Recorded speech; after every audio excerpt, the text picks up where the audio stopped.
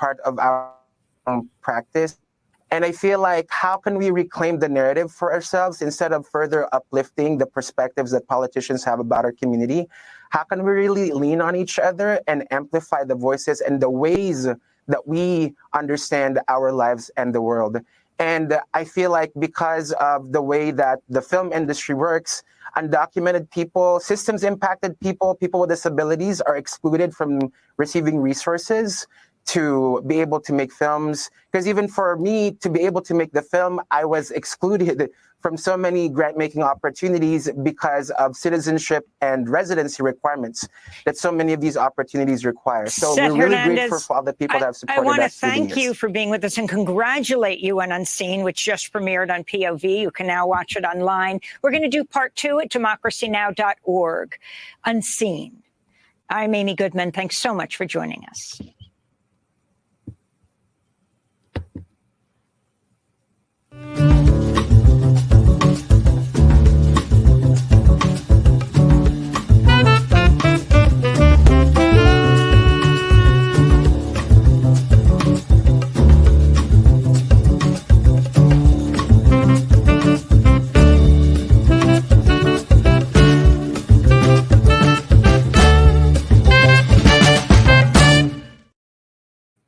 I'm Al McFarlane. Welcome to the conversation with Al McFarlane. I'm glad to be here and glad to have you along as well. And kudos always to our colleagues at KFAI. What a powerful, powerful station. What a powerful, powerful message delivered every day by Amy Goodman, Democracy Now! We're pleased to be following them and riding their coattails into the consciousness of the nation and of the world. We thank you for listening to the conversation with Al McFarlane here on KFAI FM 90.3, but also around the world on kfai.org. And we also thank you if you're connecting with us on any of our social media platforms. We are streaming live in our partnership with the Black Press of America, the National Newspaper Publishers Association, at YouTube Black Press USA, and streaming live from the Inside News YouTube channel, YouTube Insight News MN. And if you are there, or maybe checking us out on Twitter or Facebook or LinkedIn, jump over to the YouTube Insight News channel and become a subscriber. We're north of 600, heading to 700. Our goal short term is 1,000, and then multiples thereafter. So each time you hear and you decide that you should be a part of this conversation ongoing, take the step, subscribe, share, and like. And our research says that about maybe 85% of the people that are listening on a given day listen, enjoy, but they have not subscribed. So we're trying to motivate you to take the extra step, subscribe, and support this conversation, this work. Today, as always, a great program, great information. We begin with my colleague and my friend, the inimitable Coach Leah Denley. Leah, how you doing?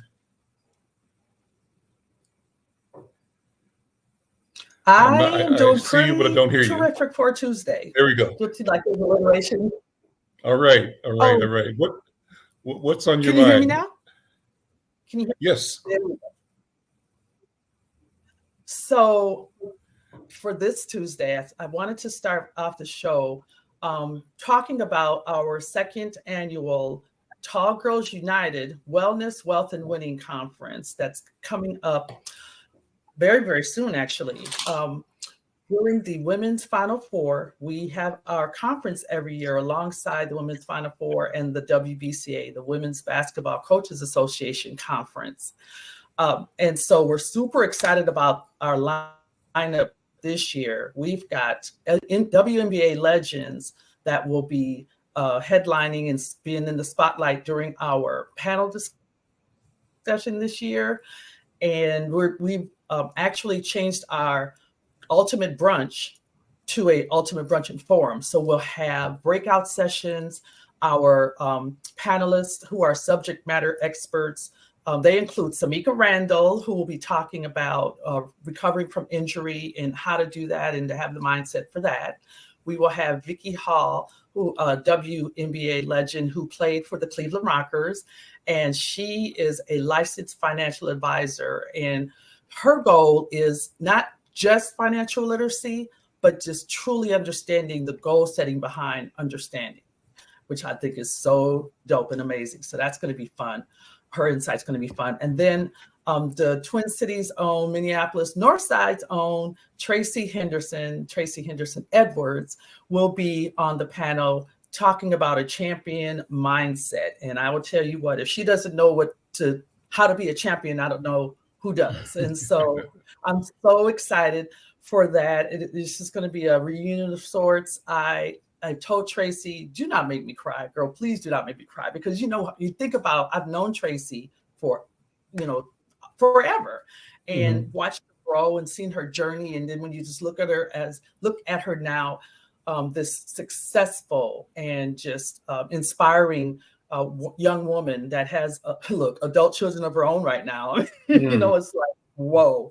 But yeah, so that's going to be really, really fun. So along with our ultimate brunch and forum, we start out with a coaches kind of a welcome reception on that Thursday night, April 4th.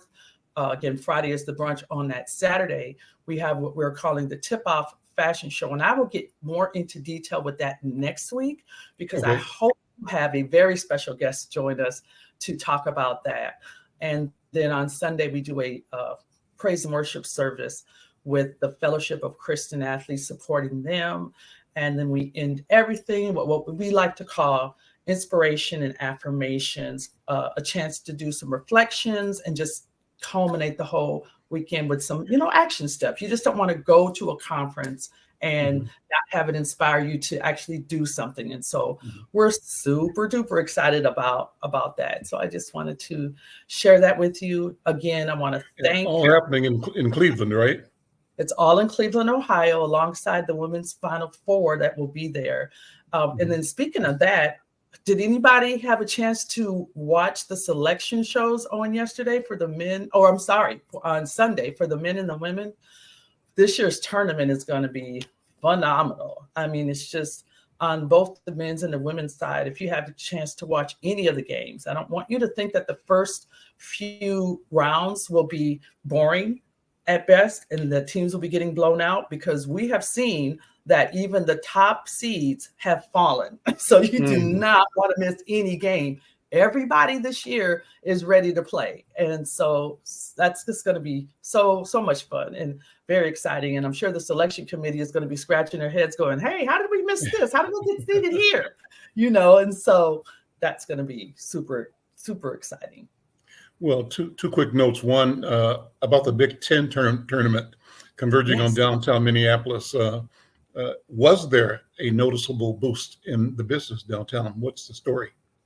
So I haven't heard any feedback yet. And so I would love for folks to call in to KFAI or to write us at Insight News and let us know what your thoughts were about that, because we had both the men's and the women's Big Ten tournament in the Twin Cities in downtown at Target Center.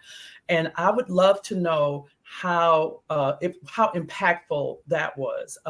Just watching the games, everybody has come to play, and there's no clear winner on either the men's or the women's side.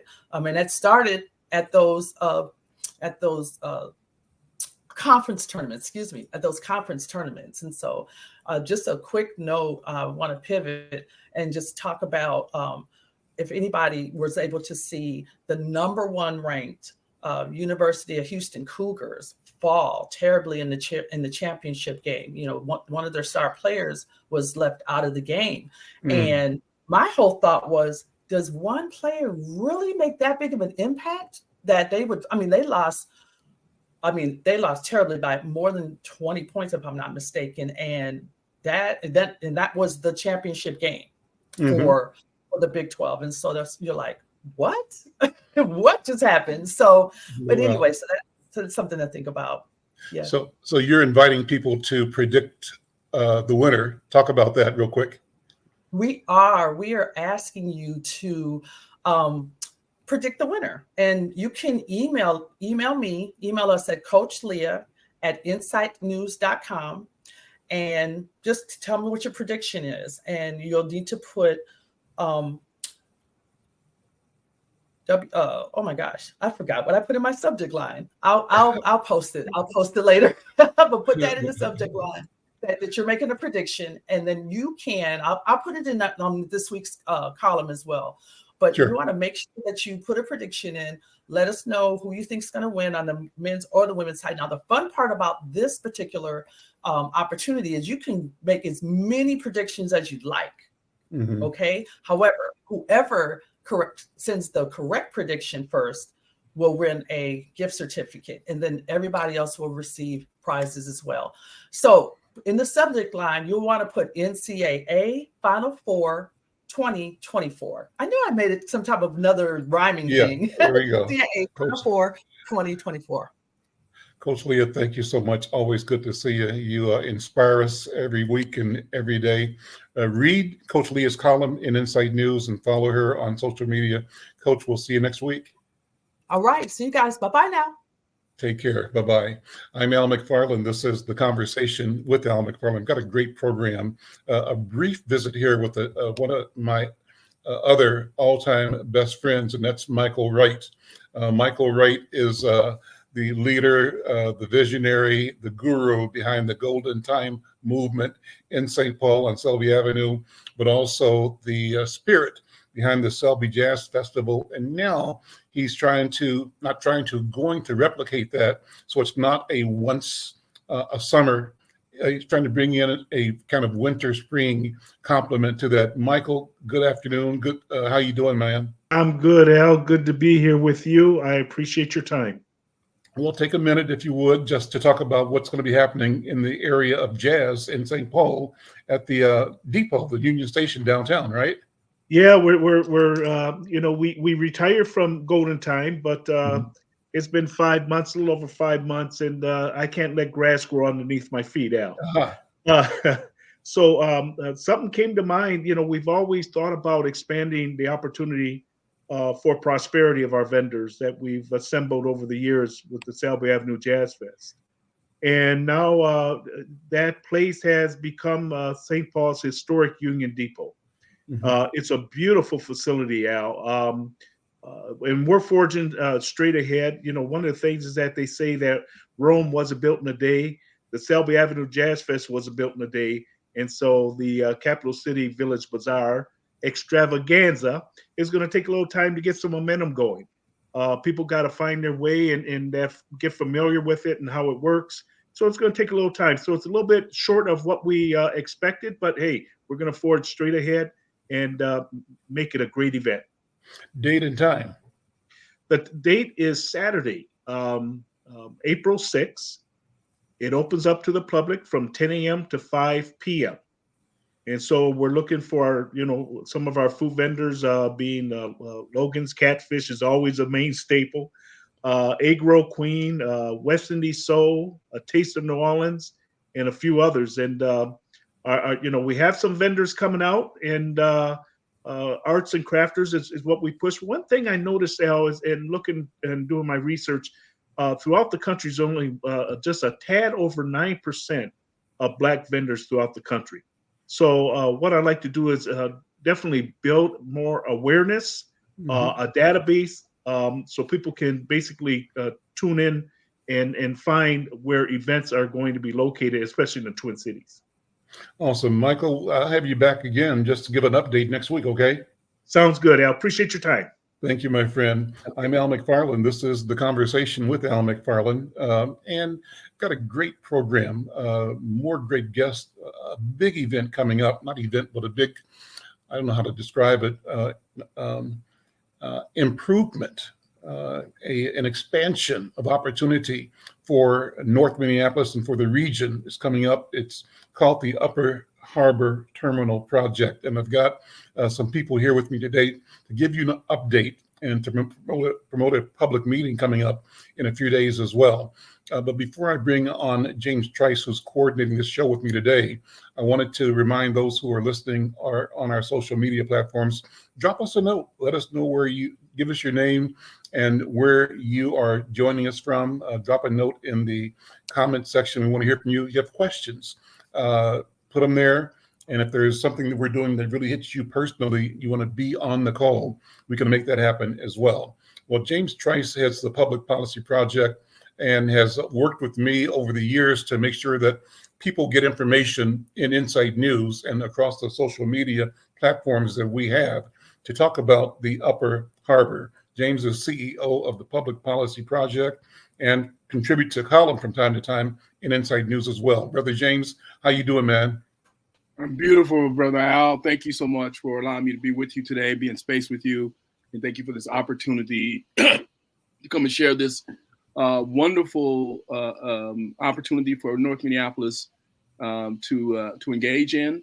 And hopefully, economic development and economic increase, wealth building opportunity for North Minneapolis residents, and a place to play, live, and enjoy that is going to take place right in their neighborhood. So, who's with you here today? People that I know, they're friends of mine, but I'm going to let you do the honors of introducing and bringing the conversation forward. Well, first, I would be remiss if I didn't first introduce Bill English, who we all know, community leader for a long, long time in North Minneapolis, have done some great work, not just in North Minneapolis, but I think throughout the state of Minnesota. Mr. English throughout the country, actually. Bill's a national treasure. Right? Yeah. Throughout the country, you're absolutely right. Thank you for that correction. He has just been a stalwart and a great, great leader and still active in our community. He has not slowed down. Matter of fact, I think he's gained energy. So we have Mr. English with us, who is and I'll let him say more about himself, but he was a former Collaborative Planning Committee member. The Collaborative Planning Committee, was a CPC in short, was a committee put together by the city of Minneapolis to help direct the city on what should happen at the Upper Harbor development that we're going to be talking about today. And it culminated into a coordinated plan that was passed by the city council in November 2021 for what is going to take place at this Upper Harbor development. And he was a part of that work. I think 2 years they met every single month to try to put this thing together. So we have him on the call with us. We also have Hilary Holmes, who's the senior project coordinator for the city of Minneapolis, CPED, we call it Community Planning Economic Development.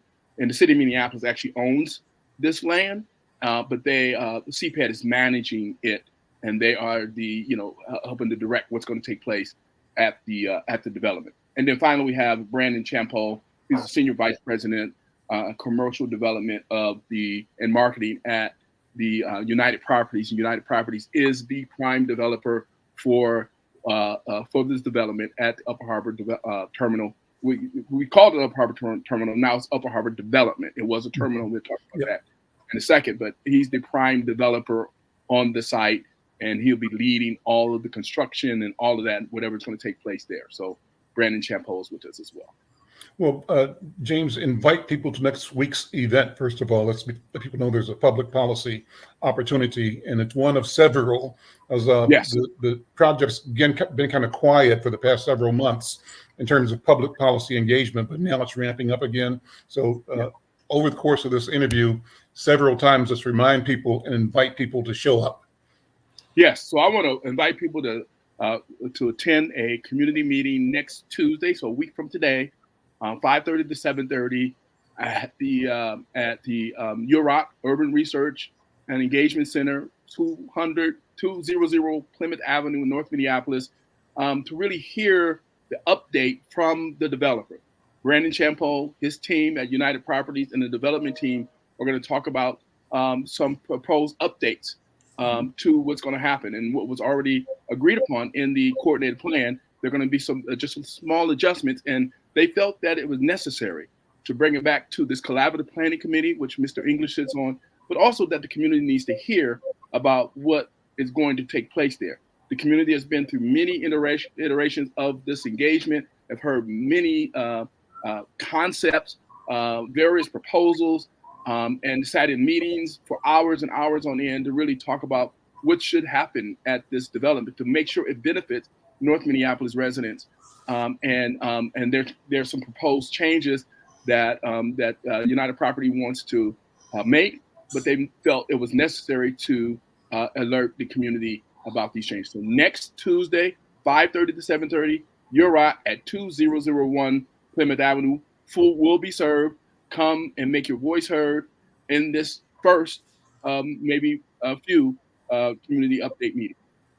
Awesome. I'm Al McFarlane. This is The Conversation with Al McFarlane. Just talking with James Trice, who's with the Public Policy Project, and today has assembled players in the development for the Upper Harbor development in North Minneapolis. Before I bring in Hilary and Brandon, I want to go to my friend and my elder, Bill English. Bill, brother, always so good to see you. Batala says she saw you a few days ago. As always, just bright and focused and energetic. So I'm going to second the kudos that James Trice paid to you, just admiring the energy and the consistency and the longevity that you bring to public life. Give us a background on what's on your mind, Bill. Well, thank you very much. But first of all, let me just say this. This is the team of people assembled here today are people that I have learned to trust. Mm-hmm. Now, you know me and public officials. I have been suspicious of them over the years, but I have come to trust the people involved in this project. First of all, I'm going to steal a little bit from Hilary and Brandon and say this is the largest redevelopment of an area in the city of Minneapolis in years. The largest, 47 acres of redevelopment.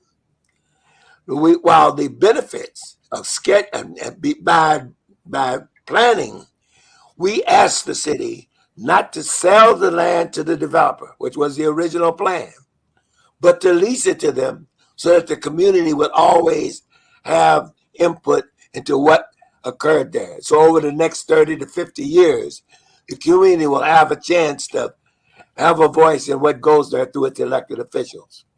And to their credit, United Properties accepted that. No one has told you today, but Brandon has a partner, one we all know well. Devin George is a partner with United Properties. He's an African-American who grew up in North Minneapolis, who's given back through his development efforts and other things that are going on we won't talk about today. So I want to give kudos to Brandon and United Properties. I also want to talk about Hilary and the role she's played. She's been a project leader. I've seen project leaders come and go. She is really one of the best that I have seen. And I really mean that, and I don't blow smoke. Okay, I don't. But she's kept us together. She's informed us. She handles it well. She's taken the heat. Because let me tell you, we had some heated meetings over those 2 or 3 years period of time. I never saw her once get upset. Hell, I got upset. I almost started a fight. So that's how intense some of the meetings were. But she held her cool and did her work very well. So I'm gonna say to you that I trust this project. Mm-hmm. There's gonna be a lot of room, and I want to say this: while the benefits are targeted towards North Minneapolis, this is going to be a destination. You're talking about a 8,000 seat amphitheater, going to be run by First Avenue with a community advisory committee. You're talking about 700 units of housing. Mixed-use housing, a third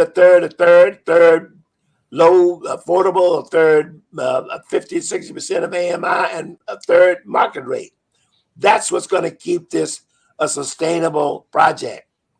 So with that, we went through this planning, and now there's going to be a change that has been proposed in site. In other words, shifting a site. There's several sites that will be developed for housing and all, and everyone can go online and see this plan, and Hilary and Brandon will take it over from here and explain what this looks like, and maybe put up a map of the whole thing, whatever they need to, so people can see exactly in this broadcast what we're doing or whatever. But I trust what they say they're going to do, because they've never let me down yet. And I want to give them an opportunity to really get into why this meeting is important, why the public meeting is important. So it's an alert to get ready. So so your voice can be heard at the next public policy meeting. So with that, thank you, Al, for your kind comments. Well, You all are way too kind to this old man. The only thing I've ever done was stand on the shoulders of people who were around me and who bore me. I will owe, and until I leave this planet, I will continue to owe and try to give back. Well, like you, Bill, we're all standing on your shoulders. So thank you for all you have done and all that you continue to do. I'm Al McFarlane. This is The Conversation with Al McFarlane.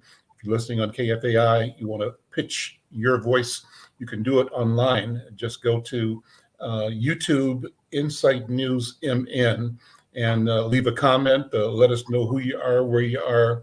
You can raise a question, or shoot somebody down if you want to. That's all part of the game here.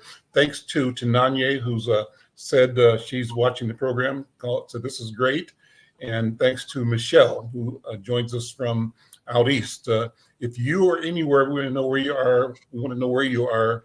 Drop us a note in the comment section, and we want to shout you out. Well, with that, let me go to Hilary and then Brandon. Hilary, as the public partner, the public representative of the public's interest in this project, where are we, and what is the change that we are going to be considering that both James and Bill English have alluded to? Good afternoon, Al. It is afternoon now. Thanks, Yes. everybody. Thanks for having us on again, especially for me as a guest on behalf of the city. It's really great to be back on this show. It's been a few years.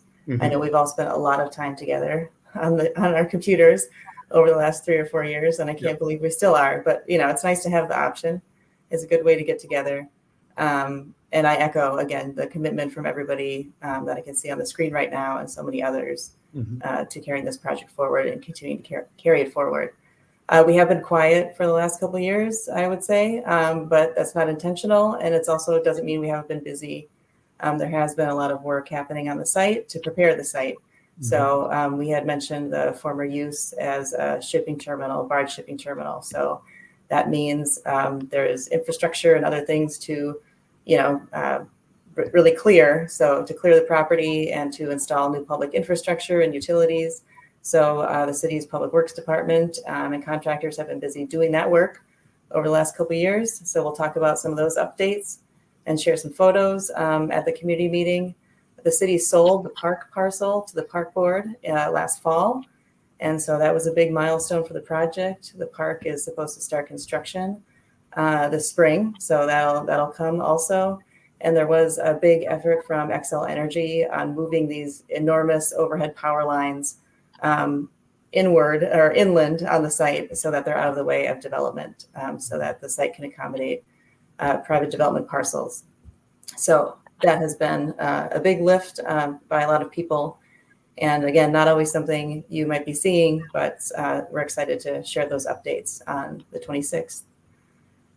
We're also going to use a good part of that meeting to share a proposal from United Properties and another interested party that they're working with. I'll leave it to Brandon to discuss. But that change, that if we move use from one parcel to another, yes, we decided would need to be an update to the coordinated plan, and we can talk about that process a little more in the future. But this is the first introduction of this proposal, and so that's the purpose of this meeting. So we want to share, again, all the work that's been happening on behalf of the city and the park board, and then we'll have a couple of other updates on some of the other developments, and then we'll spend some time introducing the proposal from United Properties and their potential partner. Anything else on your mind for today? Let's start with that. We'll come back and let's bring Brandon Champeau in. Brandon is the Senior Vice President at United Properties. He's the prime developer on the Upper Harbor Development Project. Brandon, good to see you again. How you doing? And welcome back to the conversation. Yeah, thank you, Al. Good to see you. It's been a while. Yeah, it has been. It's been quiet, it seemed, and I'm glad to see energy where there's more again public engagement to get people back on point. But what this makes me remember, Brandon, is that this is a long, long process, and too often in neighborhoods and community, we are accustomed to a problem emerging and a fix coming relatively quickly, and not often enough do we get the experience or get the training to look at the 20, 34, 40-year impact of an idea, a problem, or a challenge. And this is one of those special places and times where the community has a chance to be a long-term partner, voice, interest shaper in a significant development. So from your point of view as a developer, how long has this process been? This may be longer than you normally do in the commercial real estate arena. Talk about that if you would. Yeah, I mean, it's certainly a project of this size. I would say without the community process that we did would have been a decade plus. And we're actually going on 8 years now since we were selected as a lead developer back in 2016. Mm-hmm. And to your point, a project of this size is going to have a decades long impact on the community, and that was a major reason why we spent so much time in that community planning process, because there was a lot to just it wasn't just what we wanted to come in and do on day one, but it was how this will impact community in 10 years, 20 years, and a lot of the discussion that we had with Bill and the the members of the CPC was really around what those long-term impacts of the project would be. And I mean, unintended consequences and other things that we had to spend a lot of time really thinking through. So yes, this is longer than normal, no question, mm-hmm. But a project of this size would take a long time anyway. How does a project of this size become worth doing for a company like United Properties? How do you weigh the opportunity and then pull the trigger on jumping in? At what risk, what cost, and what are the potential gains and profits you hope to derive from this significant investment? It's a great question. I would say that the focus of this project certainly, from our perspective, changed over the 8 years. We're a for-profit development company, and we're putting millions of dollars at risk into different projects all the time. And but we're also owned by the Pohlad family. The Pohlads are extremely invested in the metro area. They're very interested in making sure that the entire Twin Cities region thrives. Not just the individual projects that we're working on or the the other investments that they have. And so, I mean, there was a shift, I would say, in the first couple of years of the project of the planning, where we stopped viewing it through the traditional lens that we would look at, where it's like, all right, we're going to put X dollars in, and we're going to hope to get X dollars out, and then we're going to be on our way. It became much more about community impact, but a challenge in that is also balancing that with the fact that we still are putting millions of dollars at risk and have already invested millions of dollars in this process, and are hoping to get a return on that investment. So it will definitely not be the same type of return we'd expect if I were building, an industrial park out in the suburbs or something mm-hmm. like that. Though that's not at all how we're viewing it anymore. So it'll be different, and it sounds though that because of the large footprint of the Pohlad family and the organization in the development, this sort of made sense as a civic partnership, mm-hmm. Civic engagement opportunity that, while it still leads with the profit motive, it's not driven exclusively, singularly by money in, money out. Is that a fair statement? Yeah, absolutely. And there's been some unintended things from this process for us too. I mean, getting introduced to Devin and learning about his business, and that sparked conversations around affordable housing development at our company, and maybe some future projects with Devon beyond the Upper Harbor Terminal, and so there's a legacy of this project in our company that will kind of play out in our company over a number of years, even after we're done with it. So where are we in the process right now? 7-8 years in, how's it look, and what are the new time markers for going forward?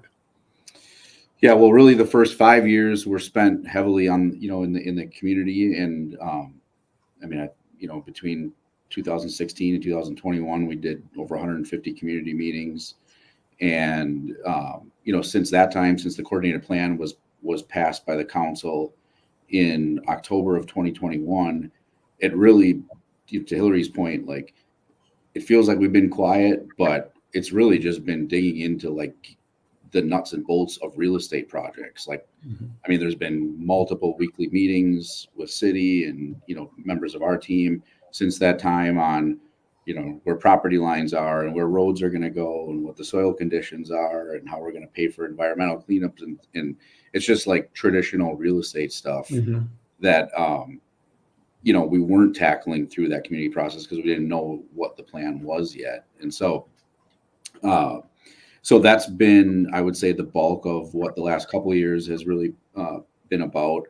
But then on the same token, it's been just a lot of, I would say, fundraising and financing as well. There's, obviously there's multiple elements of this project that are going to be very community focused. So they need alternative sources of funding. We're seeking more than 12 sources of funding for the affordable housing development. So we've been working with Devon and his team on those applications, and that takes a long time as well. It's an incredibly competitive process to get those funds, and so we are, it's been trying to kind of advance all of the infrastructure stuff while we're advancing our planning, while we're making sure the funding and financing kind of keeps pace, and you're just sort of pushing all these balls down the field at the same time and trying to keep them as moving at the same pace. Let's give people an idea. You've mentioned Devon several times, and Bill English mentioned Devon George. Talk about his joining your project, what that means. If I remember correctly, when the project launched, it had included our friends over at Thor Construction. They were going to be development partners, but Richard Copeland died. The organization took some different directions. And is the Devon George connection sort of the extension of that intent, or is it something different? Well, let me have you describe what it is you're doing with Devon George and what it means to you and to community. Yeah. I would say, it partially came out of that, the kind of the fallout of Thor, going bankrupt during our time together when, we were 2 years into the project at that point. And there was a lot of concern by community after Thor was no longer a development partner on whether we would still have, the North Minneapolis and in particular the Black communities, interest at the forefront of what we were doing. And there was a lot of requests by us to seek out a different partner to bring to the table. And kind of coincidentally with that is when the affordable housing discussions were really starting to ramp up. And United Properties don't have we do a ton of market rate and senior housing, but have very limited experience on the affordable side. And so we needed a partner on that had the expertise in that anyway. And through a few community members, we were introduced to Devon, I think in 2019, kind of late 2019 and early 2020, and really spent the first 6 months just kind of getting to know each other. And, Devon was doing a lot of underwriting on us and on the project and wanted to make sure if he was going to join forces, that the interests were aligned. And so it's been now a couple of years, and our partnership will be focused on delivering all the housing within the project. I mentioned earlier, I wanted you to give us sort of a timeline update. You're 10 years in, just a second, Bill. You're 10 years in or 8 years in now. What are the next 2, 3, 4, 5 years, and when will people begin to see this project emerge into brick and mortar and green space and entertainment activity? Yep. Well, you can go down there now and actually drive the roads, and it's it starts when you're down there. You can actually start to feel it take shape a little bit. I know First Ave's not on the call today, but it's still their intent to break ground on the Community Performing Arts Center this summer, and I think that's about a year of construction. Hilary mentioned the park will hopefully be starting construction this year, and then really our goal has always been to get one affordable housing project going in 2024. We're still trying our hardest. We're still seeking a couple final sources of funding. If I had a guess, it's probably more like a spring groundbreaking on the affordable housing. And then we are working with a group, Intercity Tennis, I'll just mention, that has a proposed plan for the community hub, the Health and Wellness Community Hub. And that'll be a big part of the discussion next week at the meeting, is to talk about their plan and what that would mean for the project and them as an anchor. And that, I would say we'd be targeting probably a spring 25 groundbreaking for them as well, if we can, achieve community support and city support. All things falling in place, project completed 2027, 8, 9? If I had a guess, I'd say probably closer to 2030 by the time the whole thing is done. Mm-hmm. We always anticipated there would be 10 years, from kind of when the plan was approved, and that was 2021. But there's still a lot of parcels to go yet. So there's 9 development parcels in the project. Bill, you had a question or comment? Yeah, I had a comment, more of a comment than a question. First of all, thanks to Hilary and Brandon for putting this project in perspective. I want to take it I want to say something about the affordable housing aspect of it. The city of Minneapolis has committed its commitment to affordable housing more than any in the last 3 years, more than any other city that I know. The state has talked about affordable housing. Minnesota Housing Finance Agency is the one that makes those decisions where they go. All of a sudden, the Upper Harbor Terminal doesn't meet their criteria for this year's funding. I'm irate about it. And we should be as a community. They wanted to break ground to start this affordable housing. We know we got a affordable housing shortage, but we also want to see some market rate housing and some workforce development, workforce housing there. We got projects where people starting at, that we won't even talk about today, a modular housing facility that build modular housing, manufacturing housing, ready to kick off in the next month or two. You'll hear more about that Devin is doing. And so while my city officials cannot say much negative about MFHA, and I don't blame them, but I know they did their work. I know Brandon knows they did their work.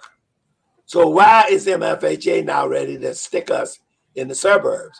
Are they committed to gentrification? So all of a sudden, they're not funding any affordable housing, to my knowledge, in Minneapolis. Now, maybe I'm wrong. I don't think it was a single Minneapolis. And I talked to Senator Champeau, and he was upset about it as well. So Commissioner Holmes, in my mind, has got a lot of explanation to do. And we will be calling on her to come to some of these community meetings. At least I will. And hopefully my colleagues on the CPC, they all are saying the same things as Jane will tell you. What's up with that? So we will get them out. And we're going to raise some questions. Maybe not in this first public policy meeting next Tuesday, but future meetings, she needs to do some public statements about why the Upper Harbor Terminal does not deserve their support. Or is there somewhere, now you know I'm a bit of a conspiracy theorist, or is there some big rich developers at work? Sure. Well, is your intent in raising the questions, Bill, that you find a way to make it work? There was an expectation that you said existed and exists still, and is their turn away at the moment something you perceive as permanent or correctable? You're looking for a correction, right? We're looking for a solution. We're looking for them to change their mind. We're looking for them to use some of those resources that the governor committed to affordable housing to put it in the Upper Harbor development. That puts it very simple.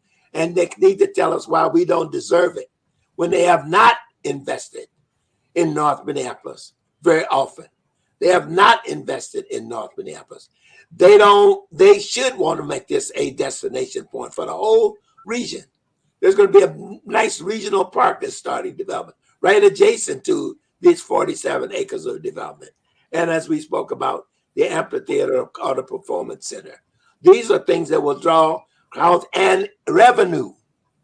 There's a revenue sharing part of this project with the community on the ticket prices from the amphitheater. Mm-hmm. In addition to some of the lease, some part of the lease may be given to the community. I don't know. That's a city council decision. But the lease payments are also an opportunity.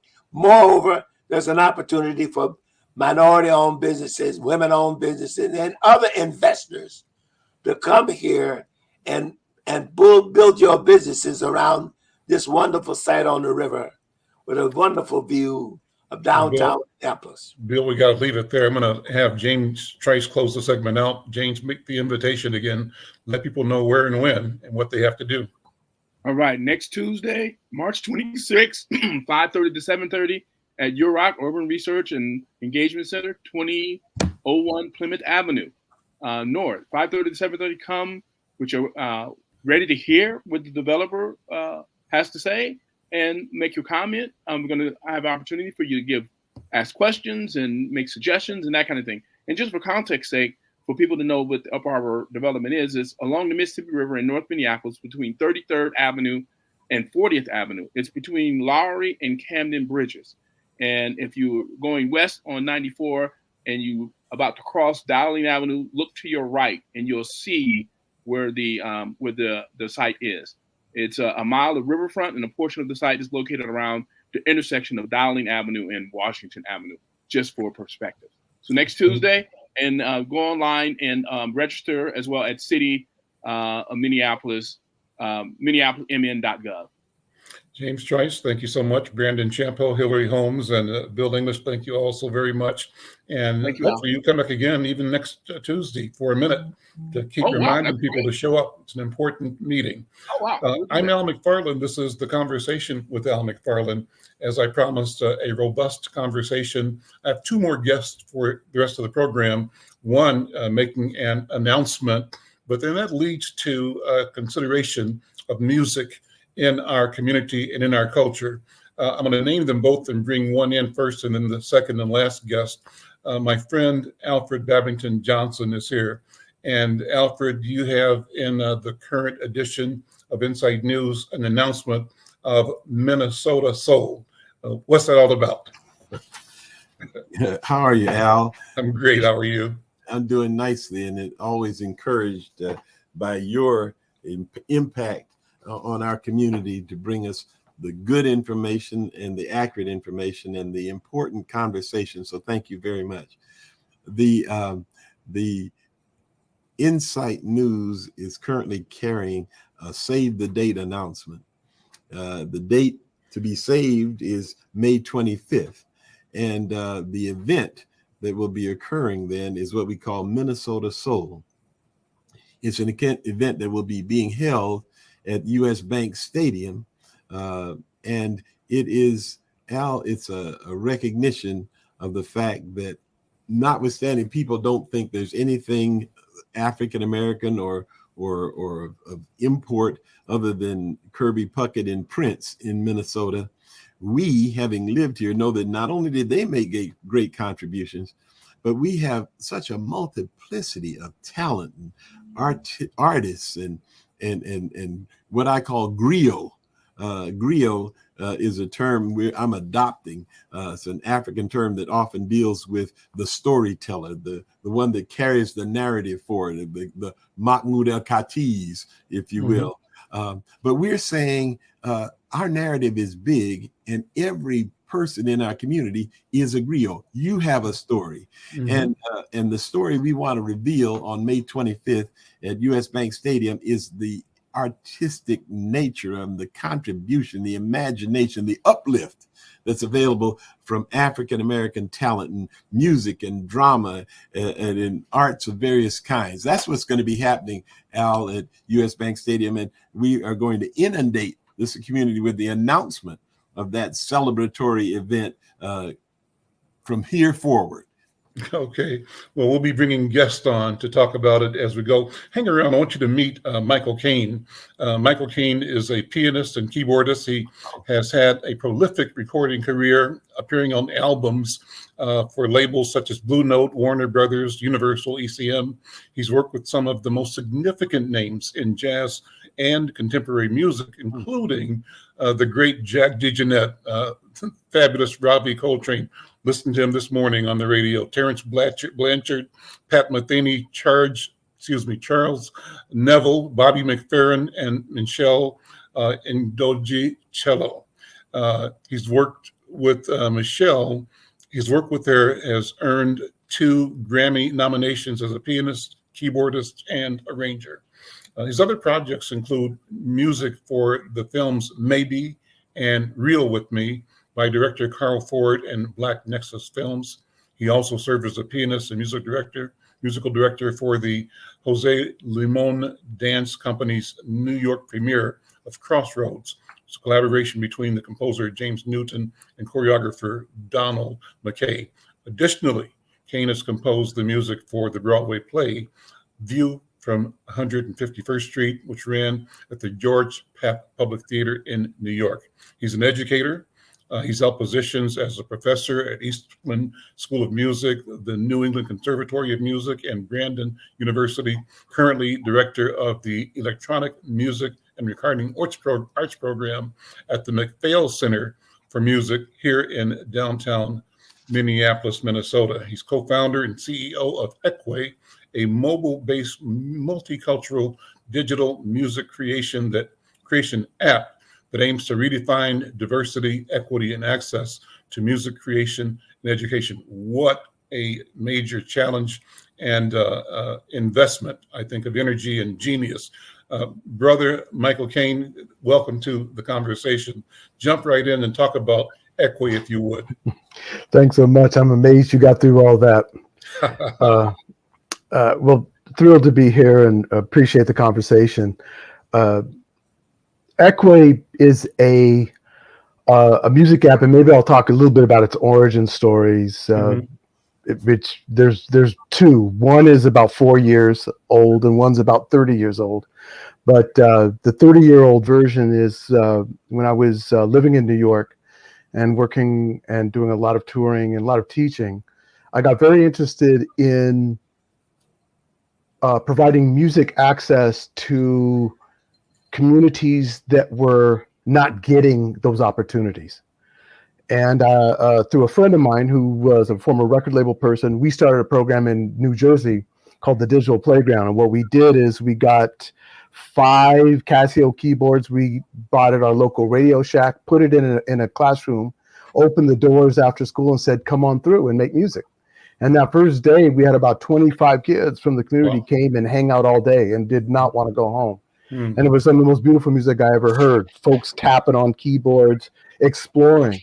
And changed my life in terms of thinking about how powerful it is when you allow a young person to not just engage with music, but you really allow them to create their own music, the music that they want to make. And that's what we started to build about 25 years ago. So no matter what I was doing as a touring musician or as a teaching musician, I always kept that work going. So about 4 years ago, my wife and I have been, she returned, she grew up in the Twin Cities. We returned here about 5-6 years ago from New York. I started thinking about a digital version of this and thinking about how do we meet young folks where they are? And now we walk around with these little things called studios in our pockets, you know, that are hard to believe. And I started thinking about all the music that our young folks have access to. You know, we've never had more access to music in our lives. You can go on YouTube and hear literally thousands of songs an hour if you choose. Mm-hmm. But I call those like disembodied sounds. They're sounds or loops or samples from the internet. So what ekwe really is, we went and we recorded, we gathered 50 musicians from around the world, playing instruments from around the world. We recorded 150 instruments from Africa, the Middle East, Asia, North America, South America.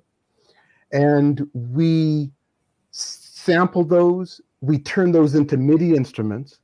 So young people can, or any user, any creator can explore instruments from around the world. You can see what they look like. You can read some cultural context. If it's a djembe from West Africa, you can read about how it's made, how it's used, what its cultural orientation is. But the kicker is you can make your own music with those instruments. So that's kind of been my mission, is to really facilitate music creation. So now what we have is we have young folks, we have teachers using ekwe to teach world music. We have it to teach composition and improvisation. One of our partners is the ALS Association. Folks that are living with ALS are using ekwe to engage with music. Wow. That have disability issues. One of our participants in that program was a former classical pianist that essentially lost the use of her hands and lost her ability to compose. And now she spends those couple of hours a day playing the piano, composing on ekwe. So there's been a wide use, a range of uses for the app. That's amazing. Talk about, if you would, how do people get the app, number one, and what's your plan for getting it into the marketplace, into use? Right. It's available on iOS, so Apple and Android and Chromebooks. So you can go to the App Store and buy it. It's an annual subscription of $19.95 a year. So what kind of person should be acquiring this for his or her personal use? Who's the typical purchaser? I'm asking. That's right. A typical purchaser would be, our users range from ages of 6 and 7, and we've seen folks, one user I know was 87. Okay. I'm going to pivot real quickly. Concert for Peace, what's that? Concert for Peace is, as you mentioned, I'm also a director of the Electronic Music and Recording Arts program at McPhail, and one of our contributing artists is a hand percussionist and frame drummer, Yusuf Sharonik, based in New York. So we're bringing Yusuf to Minneapolis, and he's going to do some teaching at McPhail. And once we organize that concert, or organize his visit, we said, let's build a concert around his visit. So I gathered a bunch of musicians that I wanted to work with, including J.D. Steele, who wasn't able to be here today, the great J.D. Steele, and others. And we're writing a lot of original music that's going to feature the frame drum. The thing I'd say about the frame drum is it's the oldest instrument on the planet. It's about 3,000 years old. And it's ubiquitous to all cultures. It exists in Africa, the Middle East, South America. Everywhere has some form of the frame drum. So our thinking was, that's an instrument that is probably the most unifying instrument on the planet. And the thing about music is it's foundational to being a human being. It transcends political orientation, religious beliefs. It transcends language. So we decided to build a concert that's really focused on that. When will the concert be? Saturday, March 23rd at McPhail and Antonello Hall. It's a free concert. Just show up, grab a seat, or stand and dance. I would describe the music as Afrobeat, jazz, soul, R&B, feel-good music. Let me, in our last 30 seconds, have you say hello to my friend Alfred Badminton Johnson. If you guys don't know each other already, you should, because absolutely. You're working with the same spirit. That's what I believe. That's a pleasure. Yes, and nice to meet you. And I hope somehow we could get ekwe into this event on May 25th that we're going to have at U.S. Bank. Hopefully we'll have absolutely. Let's connect on it. Happy to do it. There we go. And with that, gentlemen, we're out of time. Babington, always good to see you. Thank you for all that you do in community. Brother Michael Cain, so good to meet you. Likewise. Thank you. You're welcome here anytime.